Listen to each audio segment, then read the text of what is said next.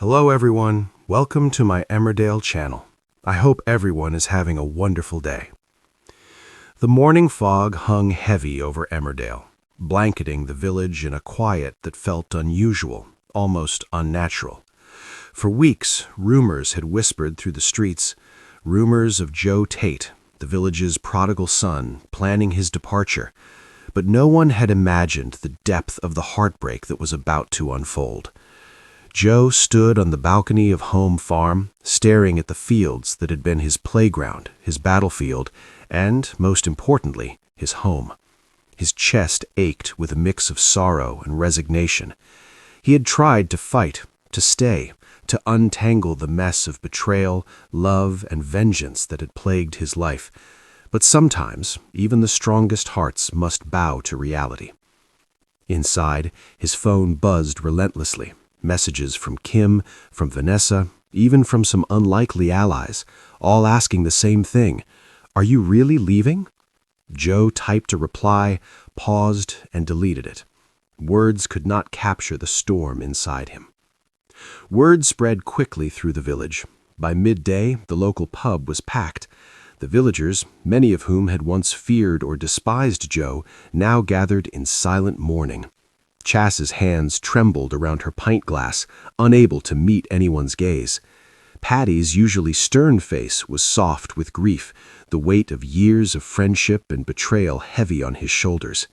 Even Vanessa, who had fought so fiercely to keep Joe close, remained eerily quiet, as if the world itself had paused in anticipation. Joe's exit was not a quiet one.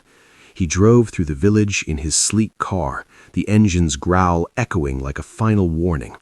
Windows down, he waved to the familiar faces, the ones who had cheered him on, the ones who had hated him, the ones who had loved him. Every glance, every wave was tinged with a pain that words could not convey. When he reached the village square, Joe stepped out. The air was thick with tension and unspoken words. He raised his hand, a gesture simple, yet filled with finality. Tears glistened in his eyes as he spoke, his voice carrying over the hushed crowd. "I never wanted it to end this way," he admitted. "I tried to protect you all, even when it meant hurting myself, but it's time. Time for me to go." Gasps and murmurs rippled through the villagers. Some shook their heads in disbelief, others whispered prayers and pleas. But Joe's mind was already made up. Kim stepped forward, gripping his hand. "Joe, please, you don't have to do this alone." He looked at her, eyes heavy with a lifetime of love and regret. "This isn't just about me, Kim. It's about all of us. I can't fix the past, and I can't stay to fight the future. Sometimes walking away is the hardest thing to do." With that, Joe turned and walked back to his car. Engines roared, tires screeched, and in a flash he was gone, leaving behind a village fractured by loss, yet strangely united in their shared grief.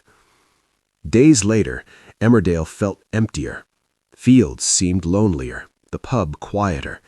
Every street corner, every familiar face carried a trace of Joe Tate's presence, and the void he left behind was impossible to fill. Even the most hardened hearts had softened, touched by his courage and haunted by his absence. In Home Farm, a single photograph remained on the mantel. Joe Tate, smiling defiantly, a symbol of a man who loved fiercely, fought relentlessly, and left Emmerdale forever changed. For the villagers, life would go on, but the memory of Joe Tate's heartbreaking goodbye would linger, a reminder that sometimes the strongest heroes are the ones who walk away, leaving a trail of broken hearts in their wake.